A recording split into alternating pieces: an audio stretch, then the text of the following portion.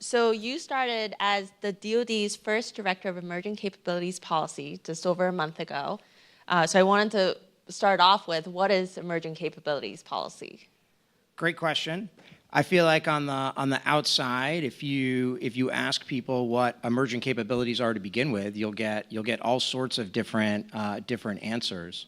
But from a department perspective, the Emerging Capabilities Policy Office is designed to lead OSD Policy's efforts on capability policy and strategy development, emerging technology diplomacy, related interagency initiatives.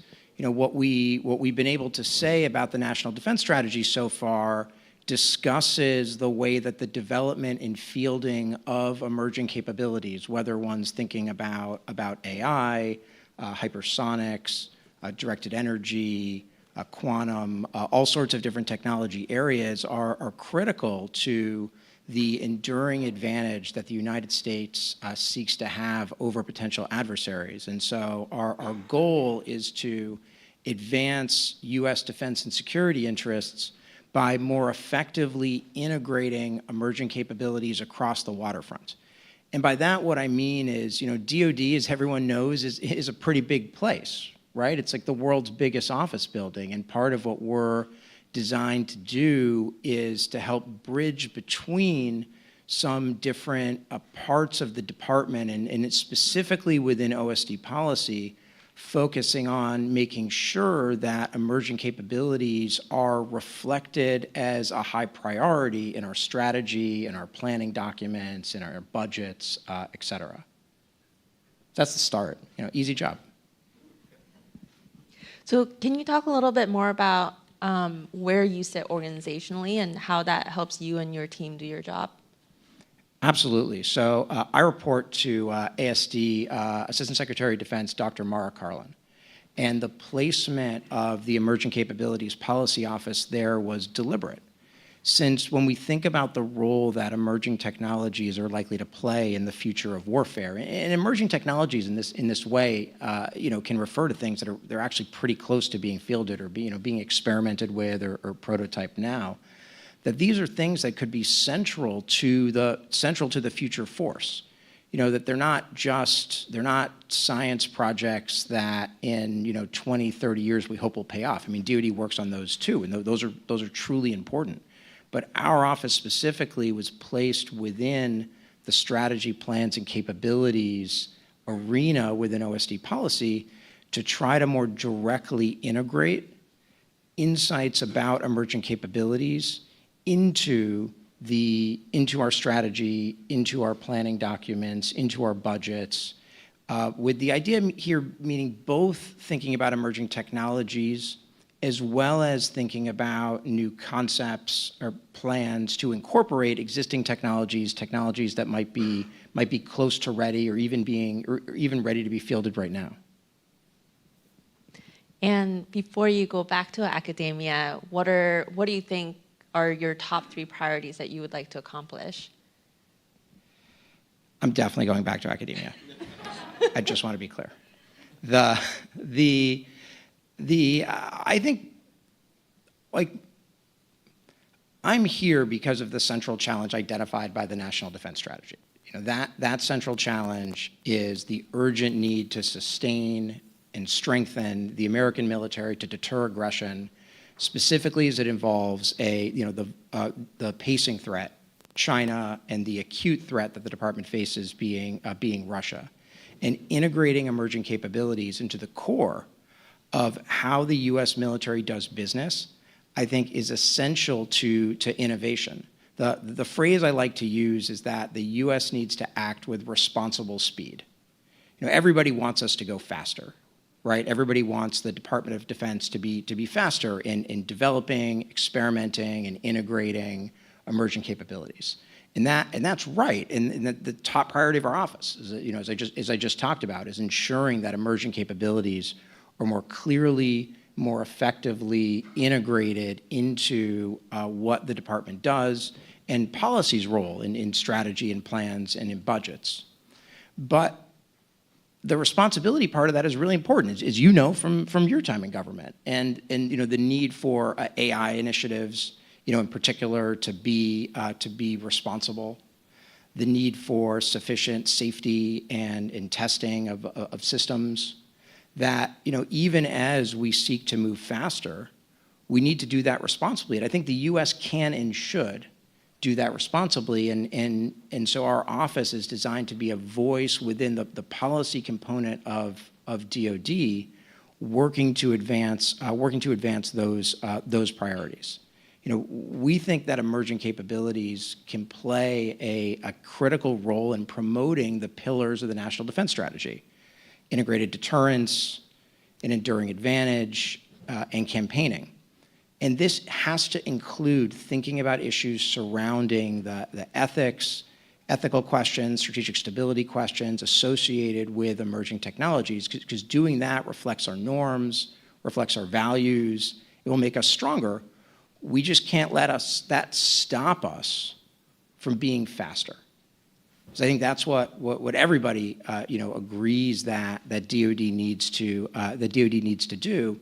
And then the last thing I'll say from a priority perspective is the role of emerging capability diplomacy. The U.S. increasingly wants to work with allies and partners. We normally think about that work in terms of transferring completed technology, but emerging technology diplomacy has become an increasingly relevant part of what DoD does.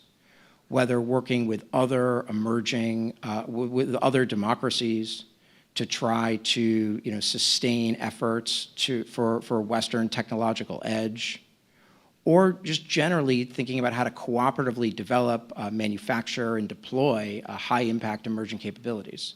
So the last priority of my office that I'll mention for now, I could spend all day talking about it, would be, I do, I guess, every day, but is building those collaborative, diplomatic relationships, working with other components of DoD to engage with U.S. allies and partners on these efforts. Great, thank you. So a big theme of Nexus today is trust, trust in autonomous applications in defense. Can you talk about what policies and processes exist today within the department to assure trust? Absolutely. And frankly, from your prior role, you may know some of these better than I do. But the department has a number of different, I think the more that people know about DoD's systems for ensuring the safe, responsible deployment of weapon systems in particular, the more reassured that they would actually be. There's a myriad number of different legal and other sorts of checks that every weapon system has to go through before it is approved. And there are a number of different checks even for things that are not weapon systems. Think about responsible AI initiatives. Think about the AI ethical principles that guide the department. These truly are priorities and help ensure that whatever we do as a department in these sort of emerging capability spaces is done responsibly. And I'm focusing on AI in part because that's obviously an area where there's been a lot of attention, and where the different parts of DoD really need to work together. And I think another sort of symbol. Let me give you two other examples. I think of the department's commitment to trust, essentially in this context. The first is the way that our R&E Undersecretary Heidi Shyu made trusted autonomy, in particular, called that out specifically as a phrase, as one of the key technology priorities for the Department of Defense. And that, I think, is really important in suggesting that it's not just, again, the systems in and of itself. It's not just about going fast. It's about going fast in a responsible manner. The second is, I think, the internal transformation that's happening in DoD right now with the standing up of the CDAO, the Chief Digital and AI Office. And that, that office has been, publicly announced before, brings together the Defense Digital Service, the JAIC, the Joint Artificial Intelligence Center, and the Chief Data Officer. And that, I think, almost more than anything else, really symbolizes the strong role that DoD envisions sort of trust, ethics, et cetera, having in emerging capabilities, and specifically in AI and data in particular. But even moving beyond, AI, even moving beyond autonomy, and we haven't, and we can talk about autonomous weapon systems if you, if you want in DoD policy. I'm staying away for now, since I feel like that will come at some point. But even moving beyond something like that, if you look at policies that DoD has regarding directed energy, the conversations that happen about hypersonics, there's no military in the world that I think takes its commitment to these issues more seriously than the United States. And you see that with this incredible array of reviews that the US has to make sure that its weapon systems, its other systems, comply with international humanitarian law, can be deployed safely and responsibly, et cetera. Thank you. So I want to switch gears a little bit and talk about the AI strategy. So the last AI strategy was published as an annex of the 2018 National Defense Strategy. With this new 2022 NDS, does the department plan to publish another AI strategy?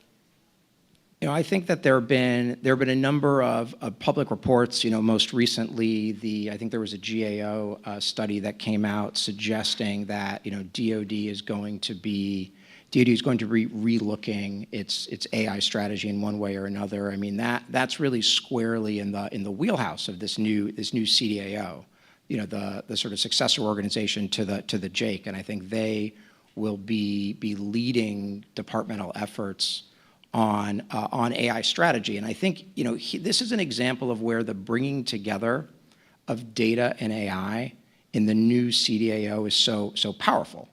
Since if data is the fuel that makes AI go, essentially, what is an algorithm without the data that you would use to train it in one way or another, then the bringing those together under the CDAO construct, I think, will be reflected in what a new strategy will likely look like as well. And I think the urgent focus, if you look at the what's been published over the last year by the department about the CDAO, is the need to focus on speeding adoption. Not just a sort of pie in the sky strategy for AI or data. I mean, I think the last strategy, frankly, was DoD's first strategy in this area, and it was very successful. What's necessary now is to turn those thoughts into reality and to do it faster.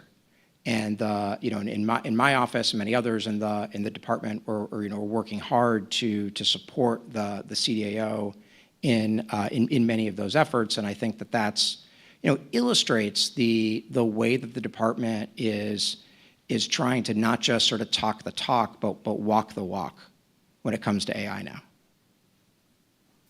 Thanks.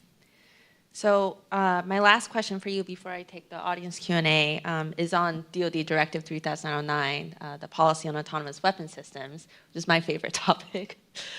So many criticize that this policy, which is 10 years old, is outdated because it doesn't mention AI. And for autonomous weapon systems, there has been a lot of advancement in the last decade that actually power autonomy for these weapon systems. Can you address that criticism? Do you think the policy should be refreshed? All right, how much time we got?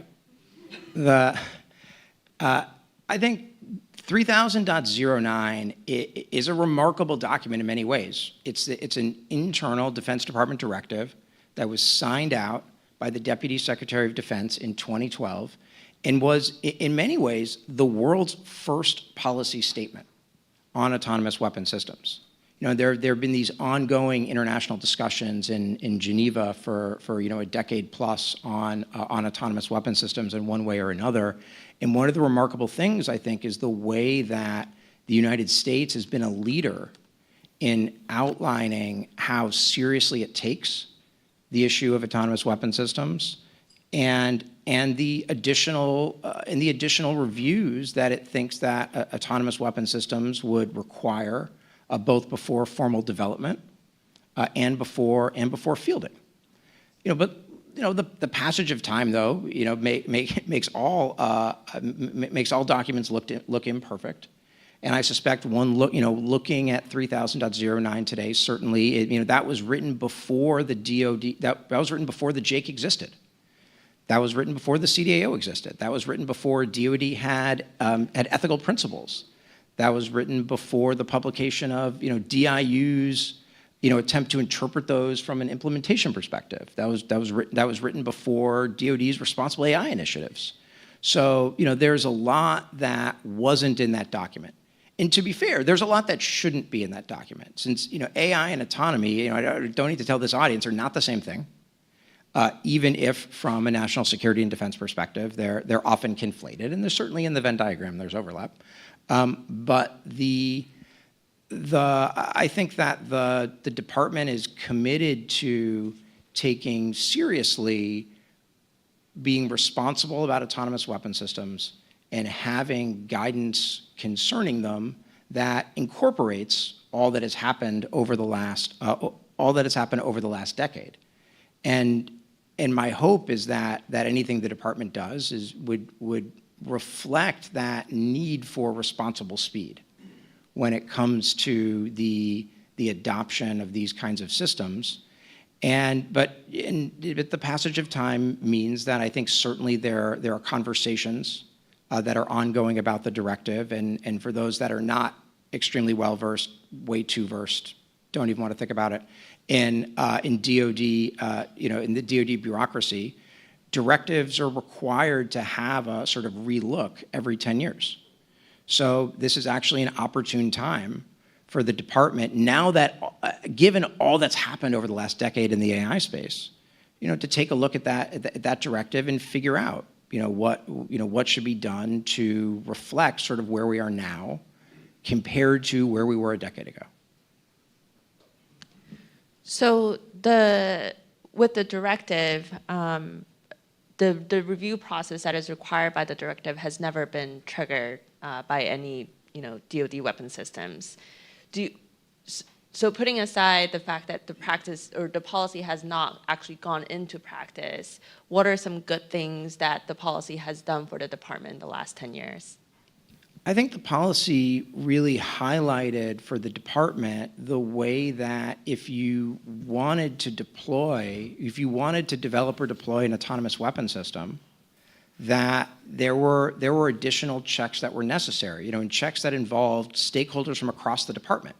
Not just policy, not just what was then AT&L, but now is sort of R&E and A&S. Not just this undersecretary or that undersecretary or sort of the military services, but that we wanted to bring together senior leaders of the department to review any potential autonomous weapon system. And that, I think, sent a good signal about how seriously DoD was taking its commitment to human control, commitment to human judgment, and its commitment to responsible behavior.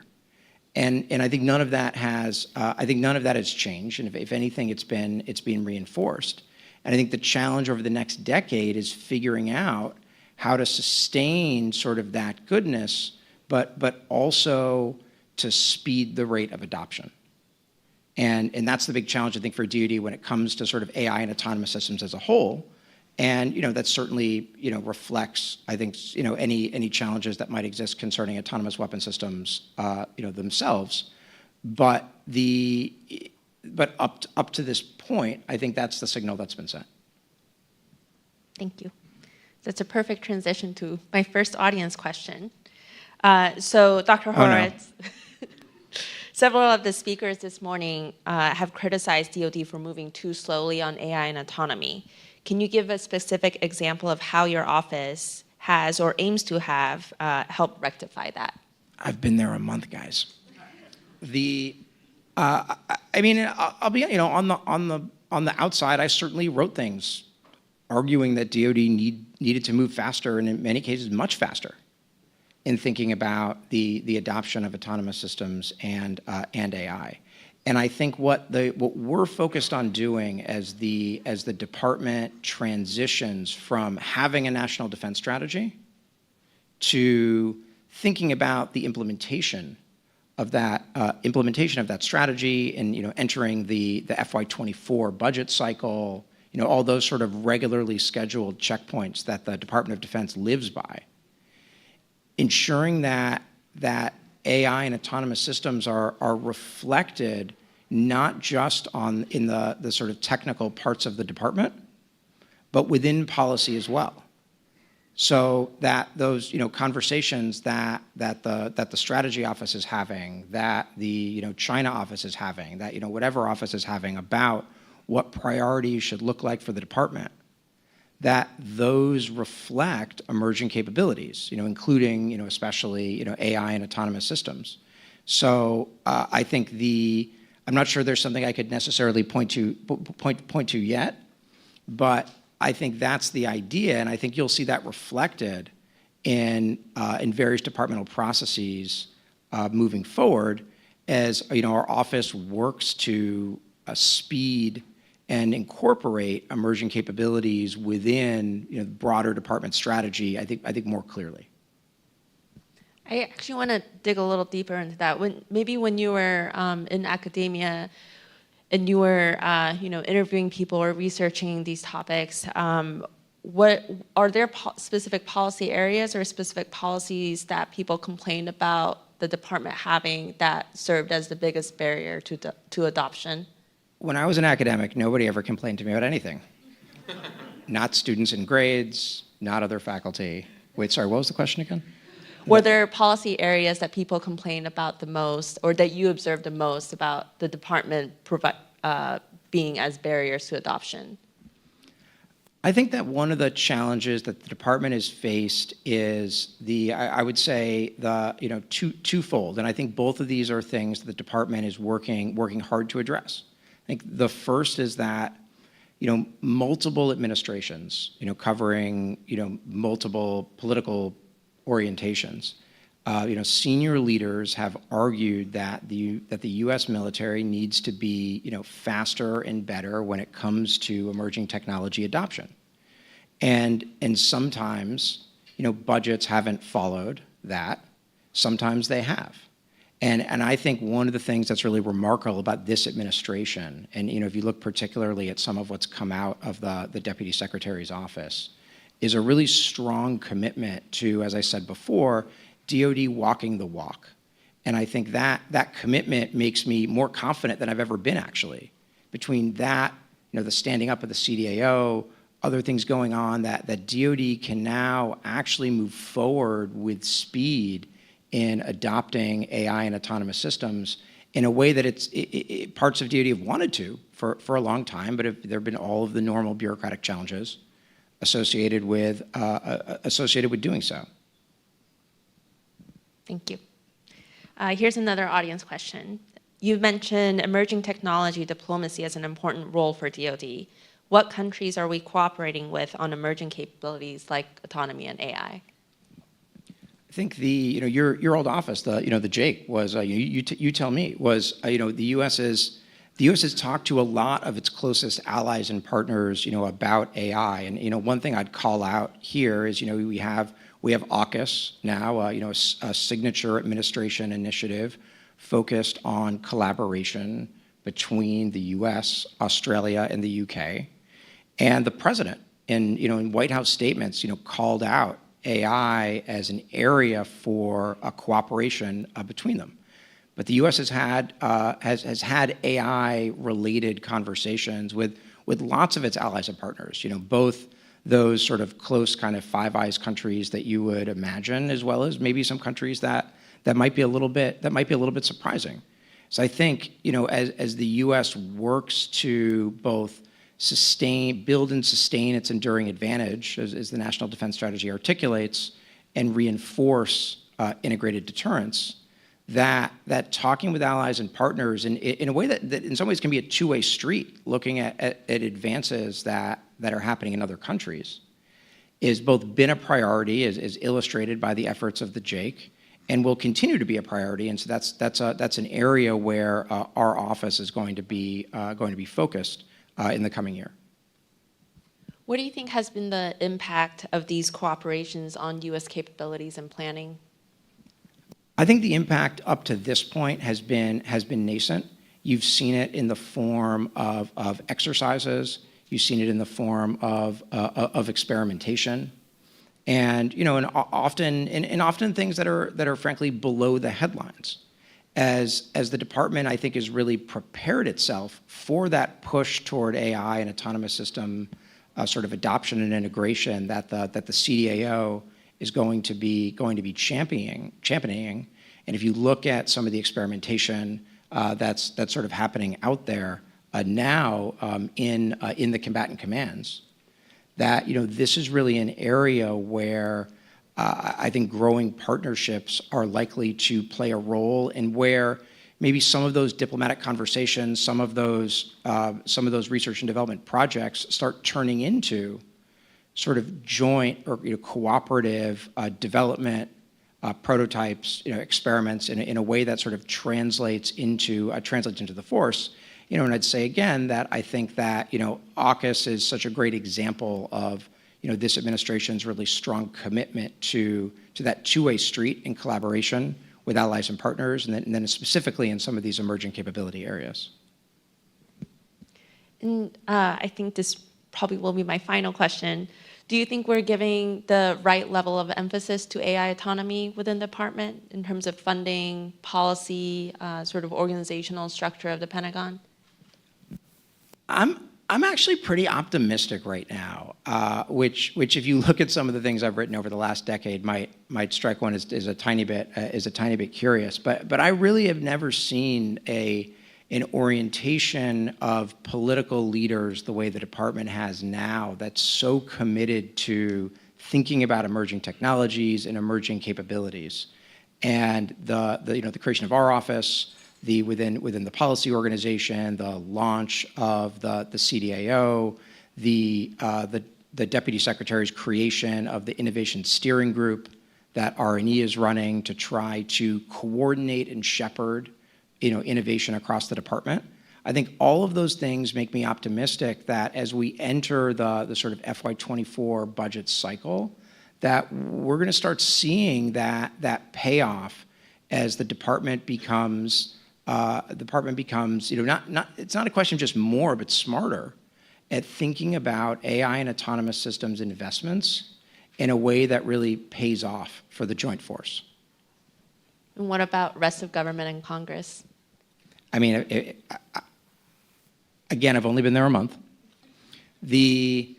I think that Congress, I think this is actually an area where you have bipartisan support in many ways in Congress. If you look at the National Security AI Commission, for example, which had, bipartisan support and whose recommendations have in many cases received bipartisan support. I mean, there are always debates between Congress and the department, other parts of the government about what exactly should happen at sort of this time or that time. But I think that I actually think that this is an area where there's been a bipartisan consensus in favor of the U.S. doing more, since AI leadership, of course, is not just a military question, but an economic question, a societal question, a broader workforce question as well. And that's something that this administration has been really committed to. Well, thank you so much. It was great having you on our panel today. Thanks so much. Have a great day.